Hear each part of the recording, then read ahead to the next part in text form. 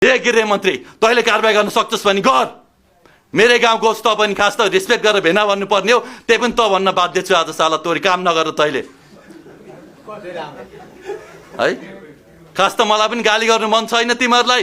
र यो सुशीला कार्के हुत्यारा, ओम प्रकाश अर्याल हुत्यारा है, यो दुईजना र सम्पूर्ण यो सरकारका हाम्रो महावीर पुन दाई, कुलमान घिसिङ दाई र बब्लु बाहेक सम्पूर्ण तपाईँ मन्त्रीहरू केयर गरेर बस्नु भएको छ त्यहाँ।